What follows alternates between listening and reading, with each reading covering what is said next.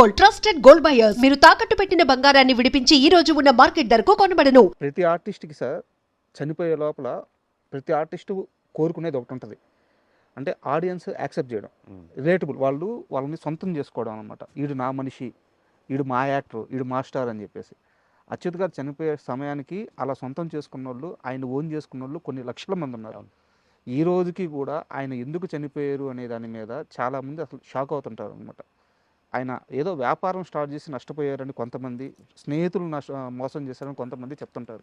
అసలు అచ్యుత్ గారి మరణం వెనక ఏం జరిగింది? అంటే అనారోగ్యాన్ని వాడు సీరియస్గా తీసుకోలేవాడు. 4-5 రోజుల నుంచి తేనె ప్లే వస్తున్నా అన్నాడు. జెల్సులో ఏదో ఉంది, జెల్సులో అవి తాగేవాడు, తెచ్చుకొని ఏదో చేశాడు.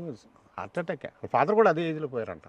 కాదు సార్, అంతకు ముందు ఆయన ఇలా సఫర్ అవ్వడానికి ఏదో రీజన్ ఉంది? అంటే అటేం లేదు, ఏదో వ్యాపారం చేయడానికి స్టార్ట్ చేశాడు. ఏదో కొంత డబ్బు దాని మీద పెట్టుబడి పెట్టడం, తేవటం ఏదో జరిగింది. పిల్లలు ఇంకా చిన్నోళ్ళు, ఏదో వర్రీ ఉంటుంది. ఎర్లీ మార్నింగ్ ట్రైన్లో ఒక సీరియల్కి దీనికి వెళ్తూ, అన్నయ్య అనే సీరియల్ కృష్ణ గారు వాళ్ళంట ఏదో ఫంక్షన్కి వెళ్ళబోతూ ట్రైన్కి బయలుదేరుతూ హార్ట్ అటాక్ చనిపోయాడు. సో ఇవన్నీ లోడ్ ఉంటుంది.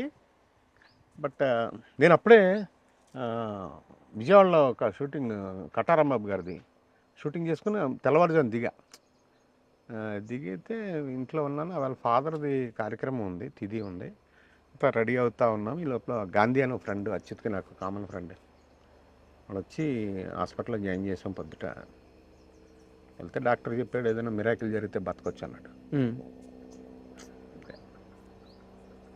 అంటే అలా వాడికి ఏదో ఉన్నాయి పాపం మనకి. అంటే మీ కెరీర్ విషయానికి వస్తే సార్, నాకు తెలిసి బాబా పన్నీరు అనేది మీకు మొదటి బ్రేక్ అంతేనా? జంజాల గారు. అవును అవును. ఆ తరువాత మీరు డైరెక్టర్గా అయ్యే ఈ గ్యాప్ ఉంది కదా సార్, ఈ గ్యాప్లో ఎక్కడా కూడా ఒక పెద్ద రేంజ్కి, ఒక పెద్ద సినిమా అంటే ఒక యాక్టర్స్ కానీ లేకుంటే సపోర్టింగ్ లీడ్స్ కానీ పెద్ద స్థాయిలో చేసిన ఏవి కనిపించట్లేదు. అన్నీ నాకు తెలిసి చిన్న చిన్న ఆర్టిస్ట్ రోల్స్ మాత్రమే చేసుకుంటూ వెళ్ళిపోయారు. ఎందుకు ఆ సమయంలో మీకు అలాంటి పాత్రలు రాలేదు? ఫేట్, ఇట్ ఈస్ ఫేట్ అంతే, మన దురదృష్టం అంతే. ఎవడో అయితే నేను ఇంకో క్వశ్చన్ అడుగుతాను. కెరీర్ స్టార్టింగ్లో ఇక్కడ నుంచి మధుసూదన్ గారి ఇన్స్టిట్యూట్లో కోచింగ్ నేర్చుకున్న చాలామంది కూడా ఇక్కడ కోచింగ్ అయిపోగానే చెన్నై వెళ్ళిపోయారు. అవును. చెన్నై నుంచి మళ్ళీ వాళ్ళంతా హైదరాబాద్ తిరిగి వచ్చారు. మీరు మాత్రం నాటక రంగం బ్యాక్డ్రాప్లో ఇక్కడ ఇండస్ట్రీలోకి వచ్చారు, మీడియాలో వర్క్ చేశారు, ఇక్కడే ఉన్నారు. చెన్నై వెళ్ళకపోవడం కాదంబరి కిరణ్లో చేసిన అతిపెద్ద తప్ప? అట్లేం లేదు. అప్పటికి అంటే మేము తయారవుతున్నప్పటికి ఇండస్ట్రీ వస్తూ ఉంది. బట్ చాలామంది ఎత్తుక్కుంటూ వెళ్ళిపోయారు కదా, అక్కడ వెళ్ళిపోయారు, వెళ్ళిన వాళ్ళు వచ్చారు మళ్ళీ. కానీ అక్కడ నుంచి వచ్చేటప్పటికి ఒక పెద్ద వంశీ గారితోనూ అలా పెద్ద పెద్ద కాంటాక్ట్స్ వాళ్ళకు ఆల్రెడీ ఒక జెల్ అయిపోయారు వాళ్ళంతా.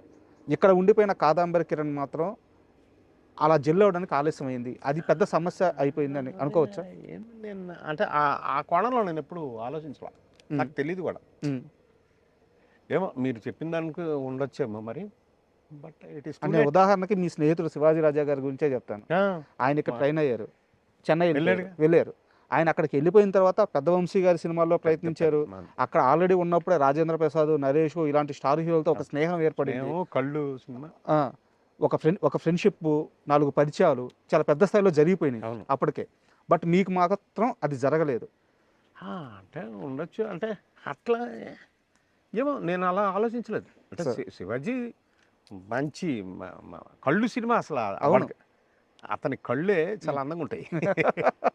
మేమిద్దరం బావ అనుకుంటాం, బాగా దగ్గరగా ఉంటాం మానసికంగా. బాగా చాలా కలిసి చాలా సర్వీస్ చేసాం సమాజంలో. ఏమైనా పట్మని వెళ్ళిపోతూ ఉంటాం.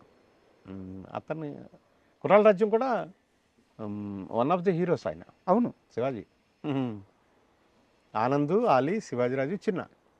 అంటే మీరు కుర్రాల రాజ్యం ప్రస్తావన తీసుకొచ్చారు కాబట్టి ఒక క్వశ్చన్ సార్. కుర్రాల రాజ్యం సినిమా మీరు డైరెక్ట్ చేశారని చెప్పి ఇండస్ట్రీలో అందరికీ తెలుసు. అవును.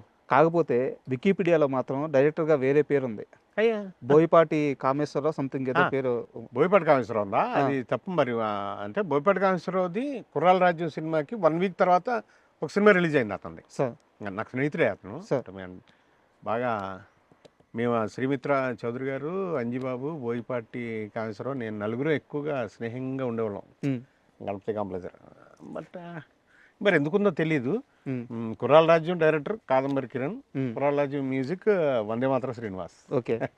ఆ రెండు కూడా ఆ కొంచెం స- ఆ ప- ఆ సినిమాలోనే బాలుగారు అబ్బాయిని ఫస్ట్ చరణ్ని ఇంట్రడ్యూస్ చేసాం సార్ సింగర్గా. సార్ బట్ అది తేడాగా ఉంది, మీకు ఒకసారి చెప్దామని చెప్పి అది అడిగాను మరి నేను. ఎట్లా రెక్టిఫై చేయాలో తెలియదు నాకు. నేను మెయిల్ చేద్దాం వాళ్ళకంటే. సార్ అండ్ ఇందాక మీరు మాట్లాడుతూ ఇండస్ట్రీ ఇక్కడికి వచ్చి సబ్సిడీల కోసం కొన్ని షాట్లు తీసేది, ఆ, తర్వాత కాలంలో అందరూ వచ్చేసారని అవును. చెప్పారు.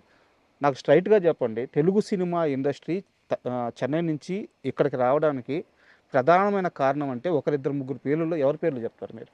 అంటే ఫస్ట్ నాగేశ్వరరావు గారు అక్కడ ఏదో ఇష్యూ తోటి వచ్చేసి ఇక్కడ అన్నపూర్ణ హోటల్లో దిగి నాతో సినిమా తీసే వాళ్ళందరూ ఇక్కడ రండి అని చెప్పేవారని అనేవారు. అంటే నేను నాగేశ్వరరావు గారు ఫ్యాన్ కాబట్టి అప్పటికే నేను అది మాత్రం గుర్తుందో ఏంటో నాకు తెలియదు.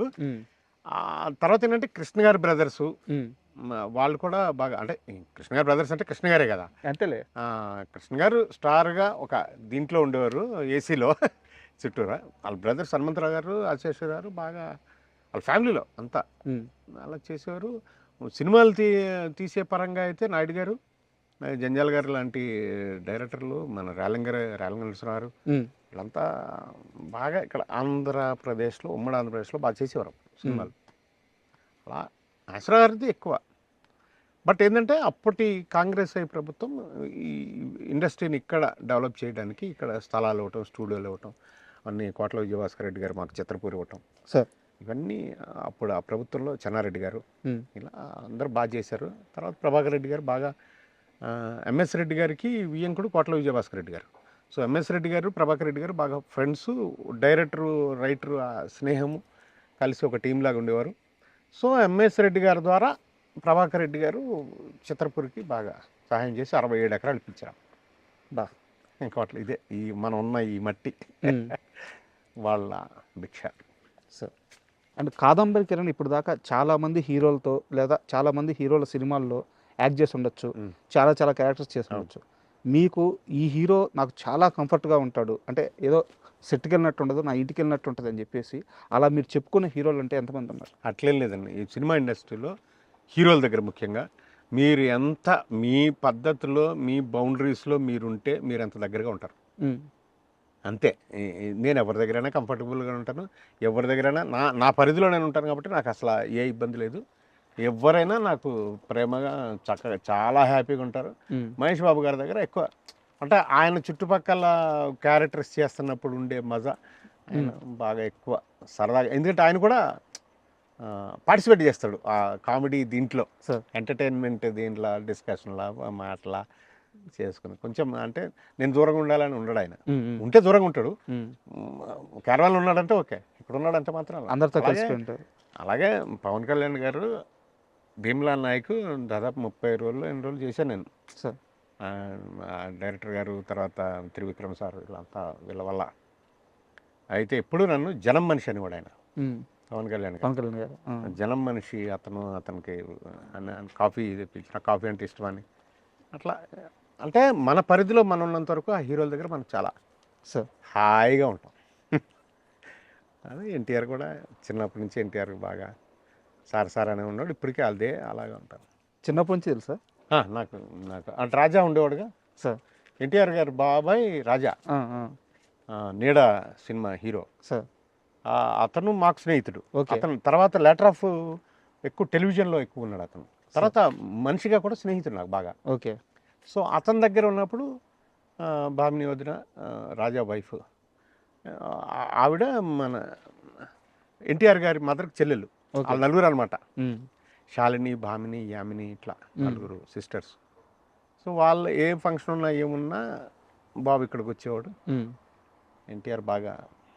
ఆ తర్వాత ఏంటంటే రాజా చనిపోయినప్పుడు ఓ ఫండ్ రైజింగ్ కార్యక్రమంగా ఒకటి మన వాళ్ళు ఎవరు ఆర్గనైజ్ చేస్తే నేను దాన్ని ఆర్గనైజ్ చేశా. వాళ్ళంతా చేస్తే విజయవాడలో ఫంక్షన్ చేసాం.